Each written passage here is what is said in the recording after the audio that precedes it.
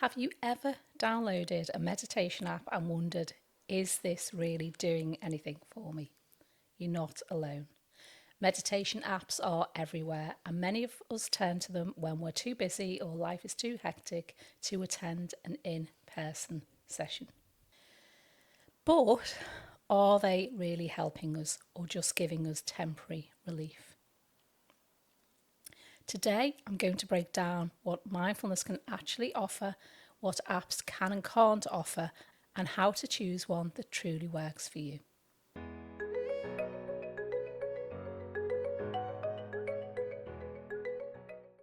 Welcome to the Emotional Hustle. I'm Julie. Mike. Good morning, Mike. Morning. So one of the questions I get asked quite a lot is, do apps work? Do meditation apps work? Not where did you put your keys? Well, yeah, only you ask me that. And I think it's because people want the benefits of mindfulness, but they often don't have the time to turn up to in-person sessions. And they want a quick fix. Yes, they want a quick fix. So my view on this is it really depends on what you're looking for, being clear on what you're trying to get out of an app or mindfulness session. Fair enough. So let's be clear on this. Mindfulness can be life-changing. It's not just about being calm. For me personally, it's transformed my lifestyle, my life choices, my emotions, the way I view the world. And I wonder, is that something that an app can really deliver, especially if you're just starting out?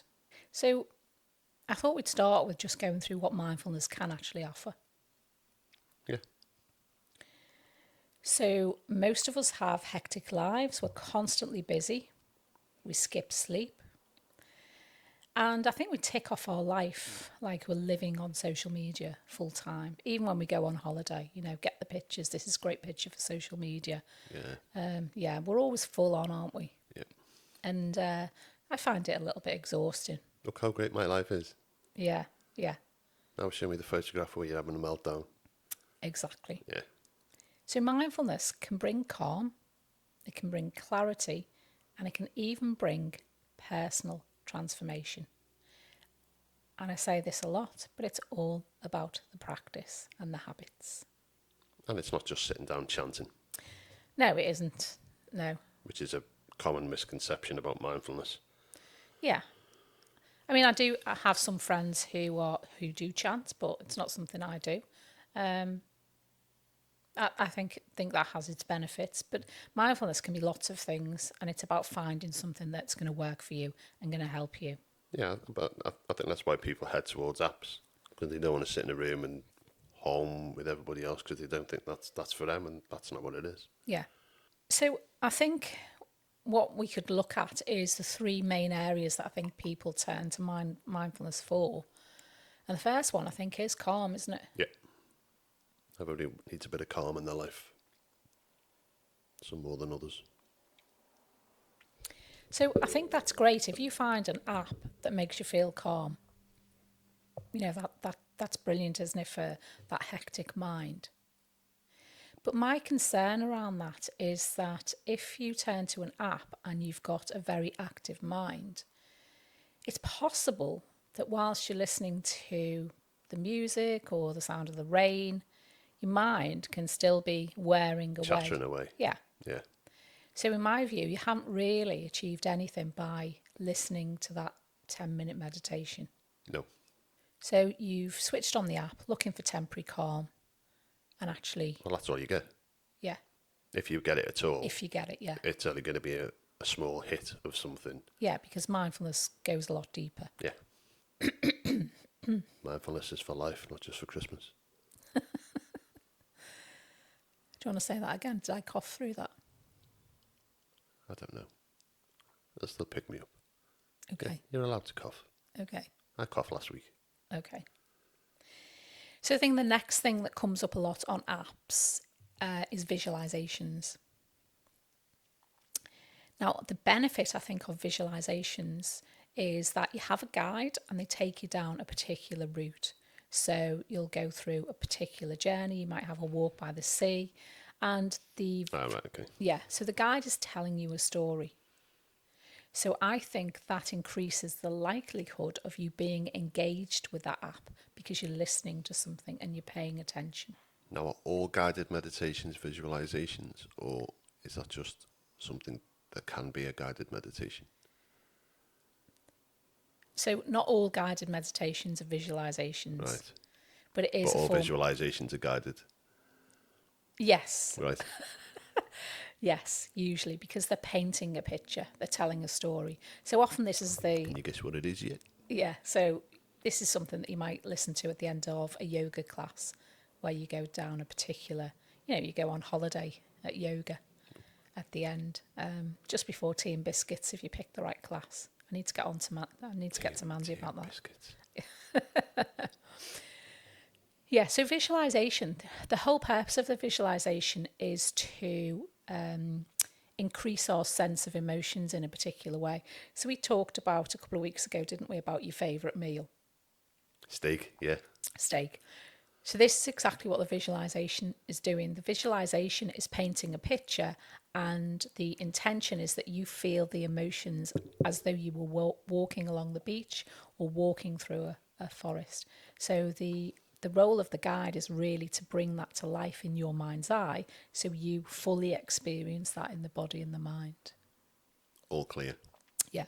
So can be a very, very powerful form of meditation. And you don't get those from apps. So you will get visualizations on apps. And I think that's beneficial on an app because you're going to be following a guide and you are going to be engaging with the app. Okay. Whereas if you're just listening to the sound of the rain, for example, because you're looking for calm, Yeah, okay. you can just drift off. Yeah. Or the mind can keep on worrying. And the mind does drift off. Yeah. So It's okay. yeah, it is okay. But it's whether it comes back. So I think you can It's listen. whether you notice and bring it back. Exactly. Yeah. So if you're listening to an app that's supposed to make you feel calm, but you haven't got that voice encouraging you to watch the mind, you could just be in your own world for 10 minutes. So really, you're not actually doing anything. You're just listening to music and carrying on with what you were doing before, which is thinking or worrying or making your to-do list. So the third thing I think we can turn to mindfulness for is personal transformation. And I think there are people out there that don't realise that this is even possible. And I think we've tried to bring that to life, haven't we, over the last few weeks, talking about the rewiring of the brain and how we can alter that. Well, fires together, wires together. Fantastic. I was waiting. And who said that? I did. Did you not recognise the voice? It was Heb, wasn't it? It was Heb, yeah. Have you got your T-shirt yet? No, it's on order. Bazinga, it's not. Did you just do a Sheldon? I did, it's Bazinga. Oh dear. Right, so personal transformation. And it sounds really, really grand, but I think we can look at it in smaller ways. So for me, the big one is managing stress. Yep, and will be for a lot of people, I would imagine. Yeah. And we're managing stress. So not by switching off, which I think is another misconception, but we're actually changing our relationship with our thoughts. Yeah. So what mindfulness is doing here, it's helping you to notice patterns, your own patterns, emotional thoughts, build your awareness, and then develop that choice so that you're interrupting those automatic reactions and choosing how you want to respond. Yeah. So I think this is where apps can fall short. They're just offering a temporary relief, but not really offering that long-term change. Yeah. So I think intention is a big one. What are you looking to get from your app? Yeah. But I think there's a couple of watch points as well that we need to be aware of. And the first one is notifications and gamifications. Yeah. So this is where following your mindfulness app starts to feel a little bit more like a game. So you track streaks, hours, achievements. A millstone around your neck, rather, because you're thinking about your streak and you're thinking, I didn't do it yesterday, I'm now going to start again. One more and I get a badge. That it then does become more of a game than more about your mental health, Yeah, mind health. yeah. So, so then we're back into striving and achieving rather than actually being present. And one of the most dangerous things we can do in any mindfulness practice is actually set an expectation. So we set an intention to be with the practice as best we can. Yeah, We set an expectation, and that's slightly different. So we go in with an expectation, this is going to make me feel a certain way. And then when it doesn't, we get really, really frustrated. yeah, So that's one of the mindsets that we're trying to break. So with that goal type focus in apps that gamify practice, there's a real risk that we're moving away from the it defeats the object of yeah, why you took the app out in the first place. yeah. So the second thing is about the teacher or the guide on the app. So some apps have a single teacher. Obviously, I have an app that has a single teacher, and that's just me. Yes. Other apps have multiple teachers, and that's good and bad. See the pros and cons.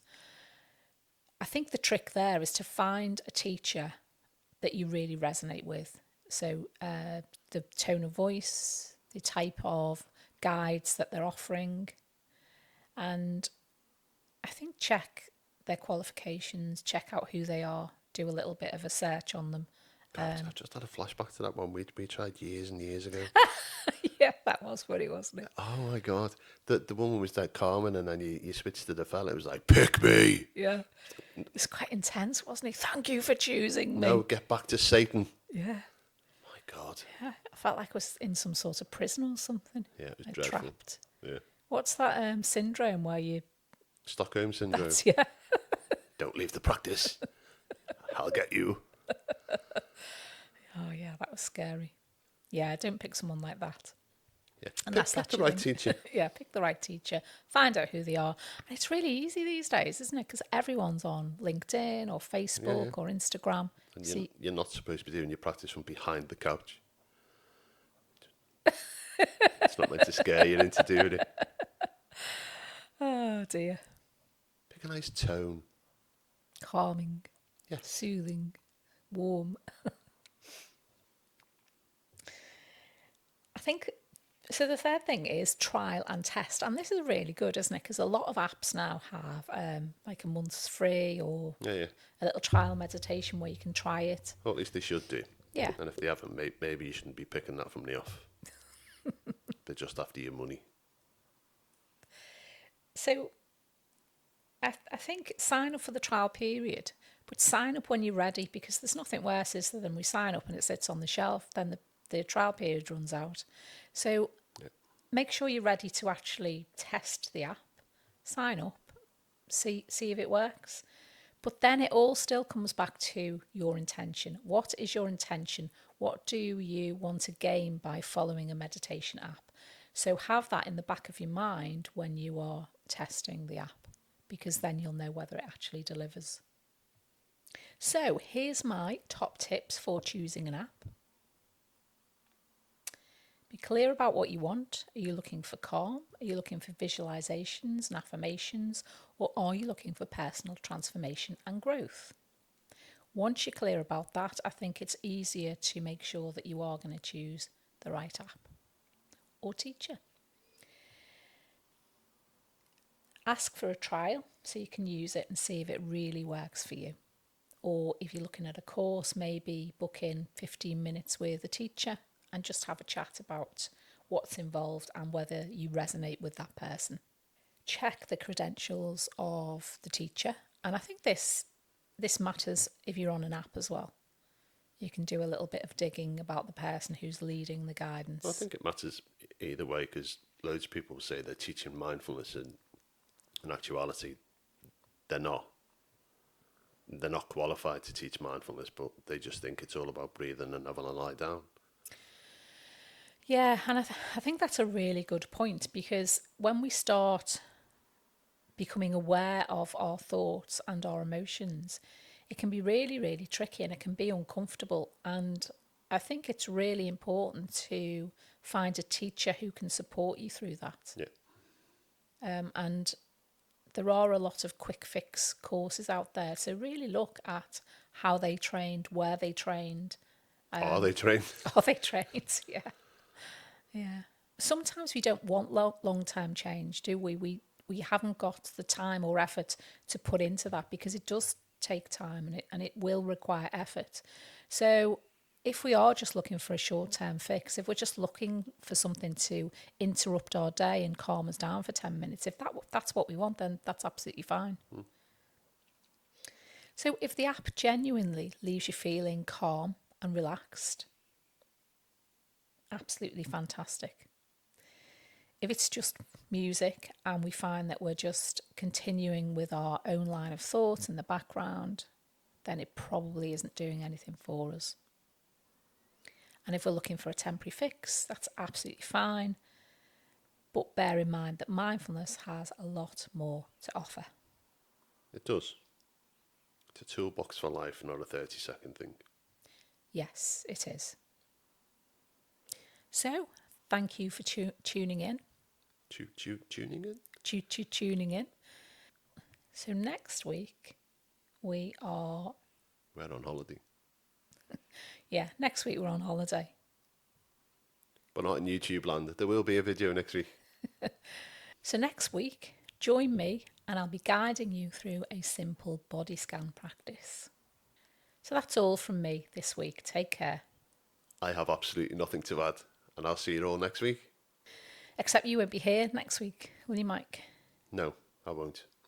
Physically or mentally. I'll be on holiday, but I won't be in the video either. So I'll see you next week.